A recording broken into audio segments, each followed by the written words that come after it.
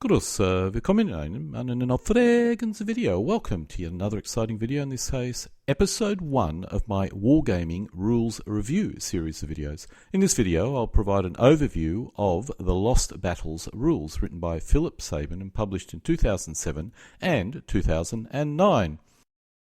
The objective of this video is to allow potential players to determine if these rules are suitable for them by looking at the basic elements of the rules. The most important aspect of any rules is its scale, as this affects a host of other factors such as what type of game you would expect, what amount of movement, and to a lesser extent the force mixes you require. The next most important factor is the game system, such as sequence of play, visibility, movement, fire combat system, etc. This will tell you how historically accurate or otherwise a set of rules are. The actual gameplay tells us how easy or difficult playing a game is. This requires playtesting, as it cannot be derived from just reading the rules. This tells you how playable the rules are. Learning the rules is a combination of complexity, rules presentations, and examples. Simple game systems can be difficult to learn, and complex game systems can be, strangely enough, easy to learn. So while affected by the complexity of the rules, other factors come into play a great deal that we need to look at. The final factor to consider is supporting material, which is required for players to create force mixes, set up a game, and play the game. Many free rules may be very good, but they lack cheat sheets, equipment sheets, army lists, and scenarios. This requires players to make an enormous amount of effort to simply get a game off the ground. Lost Battles has a long pedigree, being based on several different game systems and board games in the past. The latest version of this system is called Lost Battles, first published in 2007 in hardback and 2008 in paperback. A boxed board game was also published during this period. Lost Battles is originally a board game or a set of rules which uses a board game format, but quickly players began to use more traditional figures and terrain for games, at least on the old Yahoo group site. Lost Battles is an area movement set of rules, similar to Kiss Rommel, but with a lot of thought behind it to provide a surprising degree of historical accuracy without sacrificing playability. It is a very high level set of rules, which may not suit the tastes of some figure gamers, but once you get over this, it's a surprisingly playable set of rules that allows you to recreate historical battles. Lost Battles uses a variable scale system, with all battles consisting of about 20 units per side, and the scale adjusted accordingly. In many ways, it has a similar feel to DBA in that particular aspect. But nonetheless, so for example, if the game multiple, which is what determines this scale, is 4, then a levy infantry represents 4,000 men, an average infantry represents 2,000 men, a veteran unit represents 1,000 men. The scales for cavalry are different again. Thus, 20 average infantry units at a multiple of 4 represents an army of 40,000 men. Assuming you are using standard 15mm or 6mm figures on standard size bases, which are typically 4 cm wide, a reasonable standard unit size is 12 figures. This means 3 elements of close order, 4 elements if order, and 6 elements if open order, perhaps. Veteran units are smaller, optimally between 6 and 8 figures, and levy units are double that size at 24 figures. There are other possible options, and players can determine whatever makes sense, but it's important to be able to quickly identify if a unit is a levy, average, or veteran infantry or cavalry unit. The ground scale is determined by the 20 zones, or 20 squares. Zone width ranges from 300 metres to 1,200 metres, or zone size 300 metres to 1,200 metres square. If using zones which are 30 centimetres squares or 1 foot squares, then the ground scale ranges from 1 in 1,000 to 1 in 3,000. However, this is almost irrelevant when playing the rules or the game. If the zone size, that is the square, is a 1 foot square, then the playing area will be 5 by 4 feet in size. This is probably optimal.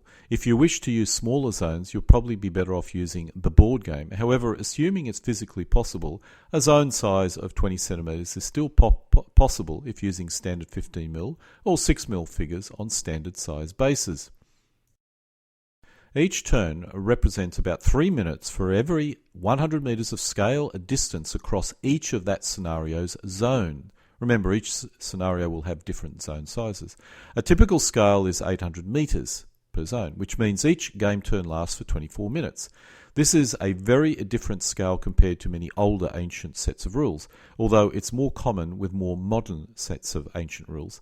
As games are fixed at 10 game turns, this means a battle like Kane will last for 240 minutes or 4 hours. This does not include deployment time, but does seem rather short. On the other hand, I have no idea how accurate this is, and from a game point of view, it matters little. The sequence of play is classically simple. There is a pre-phase where player order is determined and a post-phase where the game turn marker is advanced. But the meat of the game are the 2 player segments, each consisting of 3 phases. The key phase is the activation phase, which is where the movement and combat occurs. The sequence of play is optimal, possibly the most optimal sequence of players ever seen for a set of rules which allow for figure gaming, although it is typical for board gaming, which I have to admit is its pedigree. Commanders are the most important units in an army, each possessing organic commands or command points, which are critical in ensuring an attack is successful. The game does encourage the main effort occurring where the generals exist, and not much occurs in other areas. I suspect this is rather historical and does negate a major issue of area movement games, which is, let's say, 5 zones wide. Players need to make decisions where, at least, their commander or CNC needs to be placed, as this will be the critical part of the battlefield. There are no specific initiative rules, although a brilliant commander has the ability of flipping the player order, providing that player with a double turn. This is a critical advantage and is required if you're playing a side which has a brilliant commander in order to have a chance of victory. The rules possess 3 basic quality levels for units: levy, average and veteran. Their effects are built into the game system, with veteran units having a reduced stacking cost and levy an increased stacking cost. Veteran can be activated for movement easier and obtain combat bonuses easier. Levy have other disadvantages. Finally, veterans can rally easier, while levy have a much harder time doing so. Generals have a quality level as well, from uninspiring to brilliant, which affects how many commands or command points they possess. The movement system is very simple, with only 2 movement allowances. The rules support a form of strategic movement as well. Combat is where the complexity resides, with an impressive list of modifiers. This is common with area movement rules, as reducing complexity in one area often requires additional complexity elsewhere. The actual combat system is a bit unusual, with the unit attacking spinning 2d6 dice. Modifiers are applied, and then this is compared with a combat value table, which is a matrix of troop types and a number for each combination, which, for want of a better term, represents the defensive capability of the defender. This value is subtracted from the modified die roll, and if positive, a result can be achieved. If negative, nothing occurs.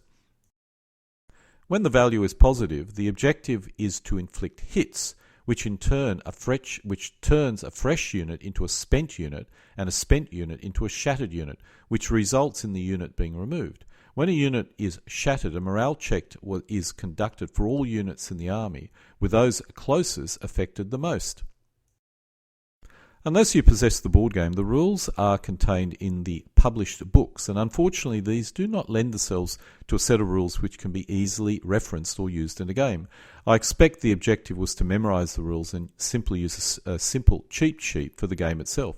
I found this difficult and was forced in creating my own set of rules, formatted in a manner which allows for easy referencing during a game. The one-column version is shown on the right here. I consider this a bit of a weak spot, but it's possible that you can purchase a copy of the rules elsewhere that I'm not aware of that has a better format to be used as a reference during a game. Nonetheless, it doesn't take long to memorize the rules once you've played several games, and perhaps this is not really an issue at all. On the other hand, this is a common issue with area-based rules, which normally has a plethora of special rules or conditions. The simplicity of the core game system makes it manageable, and I feel this is the best area-based game system I've ever come across. Others are so simple as to lack any flavour, and others so complex as to be unplayable. so I'm still not certain if not having a referenceable rulebook is such a good idea. The amount of record keeping on the playing area is minimal, simply keeping track of all spent units.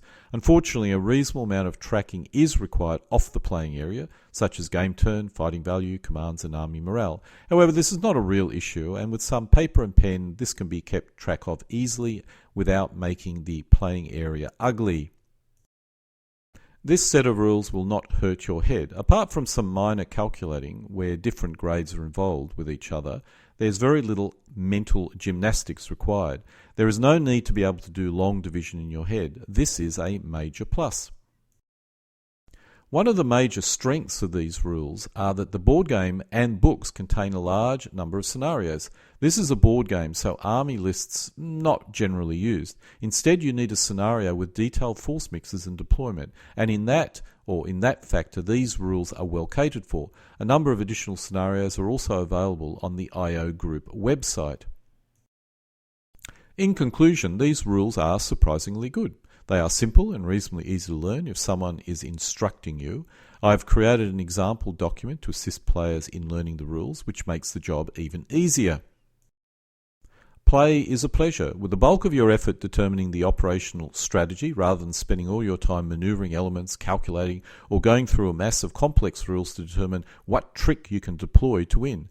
The only issue is traditional figure gamers may have a hard time getting their heads around these rules, and it certainly does not replace traditional ancient figure gaming rules, but does give you a nice, quick, fun game. Probably more along the lines of DBA than, let's say, a more complex set of rules such as DBMM.